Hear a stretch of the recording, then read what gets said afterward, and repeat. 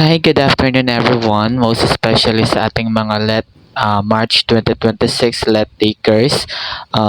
Thank you so much dahil napanood nyo yung first video natin na ginawa nung nakaraang araw na nagbigay ako ng 5 actual let question na kung saan ang 5 question na yun ay talagang lumabas noong September 2025. So ngayon magbabahagi ulit tayo kasi marami nagre-request ng iba pang question na lumabas sa board exam noong September 2025 kasi posible na lumabas din ngayong March 2026 kasi unpredictable nga no si PRC. Malay natin yung mga question na binabahagi natin dito is lalabas na naman ulit sa March 2026, most especially sa ating mga Filipino major. So bago natin umpisahan, hoping na nakasa-follow kayo sa ating TikTok account at also yung link ng Facebook ko is kung meron kayong gustong humingi ng mga reviewer. So willing naman ako magbigay, just i-add nyo lang ako sa Facebook at syempre paki-follow na rin dito sa ating TikTok para updated kayo sa lahat ng mga question na aking ibibigay. Kasi yung mga question na ibibigay ko is talagang ito yung mga actual question na lumabas noong September 2025. So hoping na hindi lang nanood kayo dito or nakapag-review, hoping na nakafollow din kayo sa ating TikTok.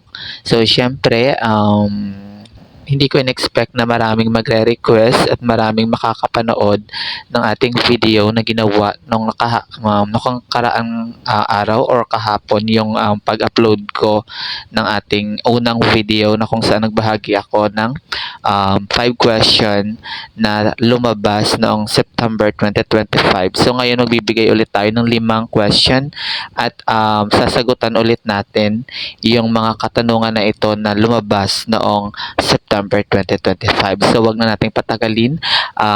Start na tayo. Let's go. So ang video na to guys, mga future LPT March 2026 let takers, sorry.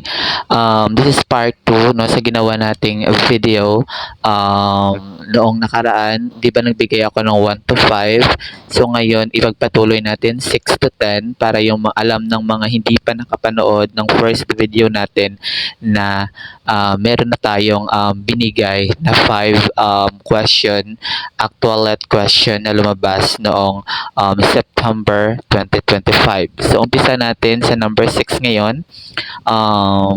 Wait lang, naglalag yung laptop natin. Number 6, kumpas ng kamay na pagtatalumpati na nagsasaad ng galit. So alin ba dito? A, kumpas na parang itinuturo. Letter B, kumpas na ang kamay na nakasuntok o kuyom ang palad. Letter C, kumpas ng palad na nakatihaya. Letter D, kumpas ng kamay na nakataob at ayos na pagtulak. So alin ba dito yung hinahanap? Alin bang kumpas ng kamay ng pagtatalumpati na nagsasaad ng galit? So hindi rin natin in-expect na lumabas ito. Kaya hoping na kapag na-encounter nyo ang question na ito is hindi na kayo makapagsayang ng oras, no? Kasi may oras sa let. So agad na ninyong malalaman. So alin ba dito? So alin kaya ang tamang sagot? Yes, ang tamang sagot is letter B. Kumpas ng kamay na nakasuntok o kuyom ang palad. So, ano ba yung A? Kumpas na parang itinuturo, meaning to say, karaniwang nagpapahiwatig ito ng pagbibigay diin, pagsisisi o pagtukoy o sa madaling salita, hindi ito galit, no? Yung ang hinahanap dito is galit, which is letter B, kumpas ng kamay na nakasuntok. So, letter B yung ang sagot natin. Next, yung letter C naman, ano ba yung letter C natin? Naglalag yung laptop natin. Hold on. Wait lang. Yes, yung letter C natin naman is kumpas ng palad na nakatihaya. No, ano ba yung pinapakita ng nakatihaya? Ito ay nagpapakita ng pagmamakaawa. No? Pagmamakaawa. At yung letter D naman, kumpas ng kamay na nakataob o nakaayos patulak. Ito yung ito ay ginagamit sa pagpigil o pagtanggi, no?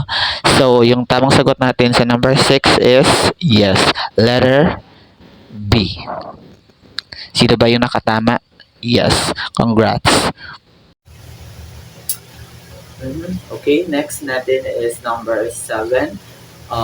Saklolo, mabuhay, sunog. Ano ang bantas na makikita sa sumusunod? So, hindi rin ito nagpapahuli yung mga bantas, no? Hindi rin ito nawawala sa board exam. Kaya mas maigi na alam nyo yung mga meron tayong iba't ibang bantas at lagi ninyong tawag dito, basahin mismo yung panuto kasi minsan, yung question sa tanong kasi minsan nakakalito. Akala nyo ito na pero hindi pala tsaka. So, sa number 7 natin, saklolo, mabuhay, sunog. Anong bantas ang makita sa sumusunod? A, tuldok. B, tandang padamdam. Letter C, kuwit. Letter D, panite. So, ano yung tamang sagot? Perfect. Yung tamang sagot natin is letter B, tandang padamdam. Kasi alam na natin kung yung tuldok, ito yung period, no? Tandang padamdam, ito yung quotation mark. Kuwit is comma, and panipi is quotation mark. Yung tandang padamdam, is exclamation mark, sorry. And yung letter D natin panipi is quotation mark, yung dalawang quotation. Diba? So, yan lang yung number. So, yung sagot natin sa number 7 is, yes, letter B. Sino na yung naka-number 2 points. Perfect. Next natin is number 8. Yung number 8, ito ay itinuturing na isang laro ng mga tauhang ginagampanan ng mga aninong ginagawa mula sa karton. So, very obvious naman siguro na kung alin dyan yung tamang sagot. A, Sainete. B, Moro-Moro. C, Carillo. And letter D, Juego de Prenda. So, karton. Kapag nakita nyo aninong ginawa mula sa karton, walang iba kundi, yes, Carillo. Yung tamang sagot is letter C. So, ano ba yung Sainete natin? Moro-Moro at saka Juego, yes, Juego de Prenda. So, alamin natin. Yung Carillo, yung tamang sagot. First, ang letter A natin, Sainete. Ano ba yung Sainete? Yung Sainete, isang maikling dulang pangtanghal. Hindi ito anino. Ano siya? Pantanghal. Dulang pantanghal yung Sainete. Yung Juego de Prenda naman, ito isang larong panlibangan. Hindi rin siya dula. At saka yung Moro-Moro, isang dulang naglarawan sa labanan ng Kristiyano at saka na ang Moro. So, yung tamang sagot dito is Carillo, karton, Carillo. Diba, napakadali lang.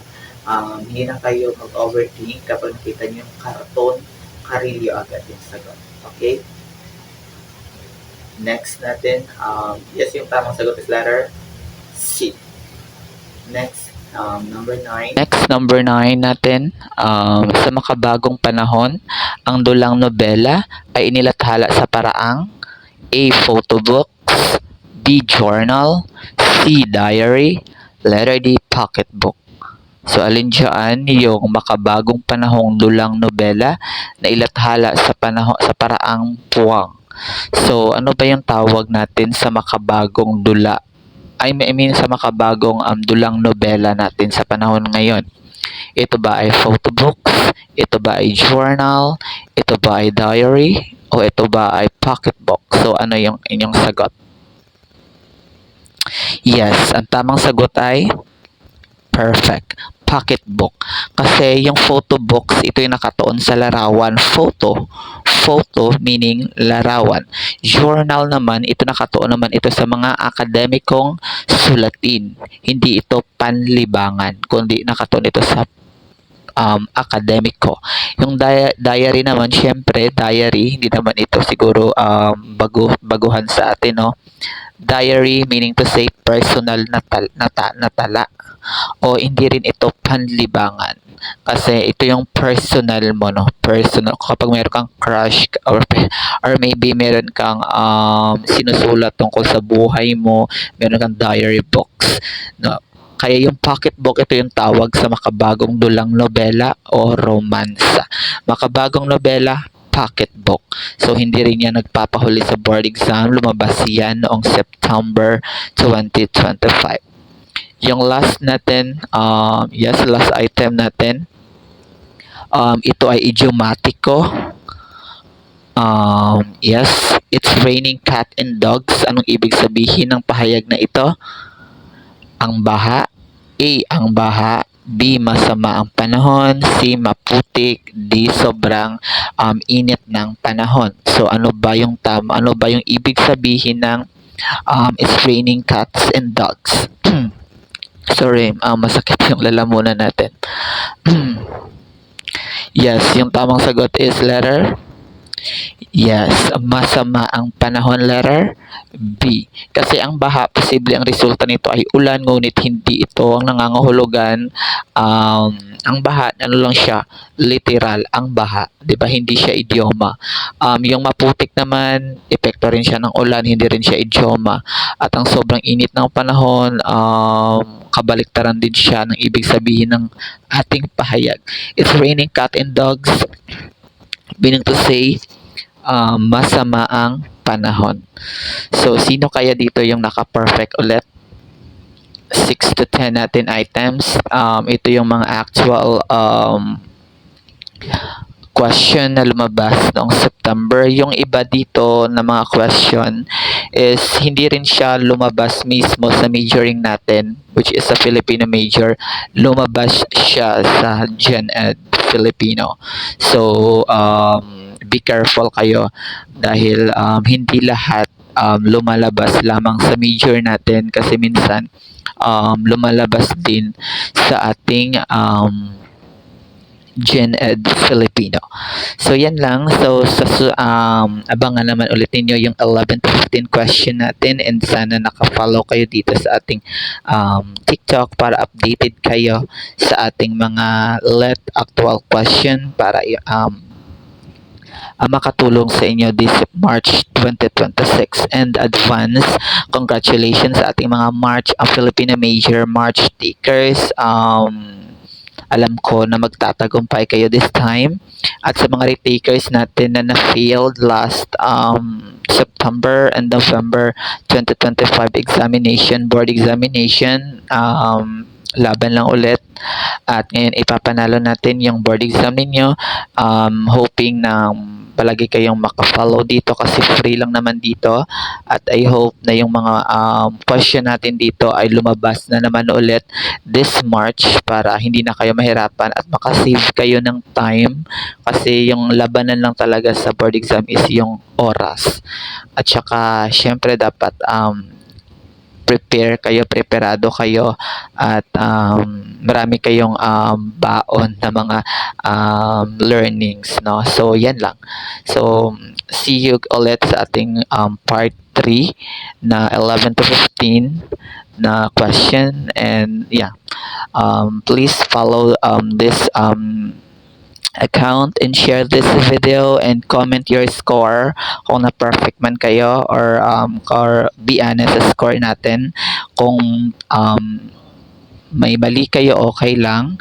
Mas okay kapag meron kayong mali kasi doon tayo natututo, 'di ba? Comment your score and comment your honest score, and yeah, and share this video. Bye future March let takers.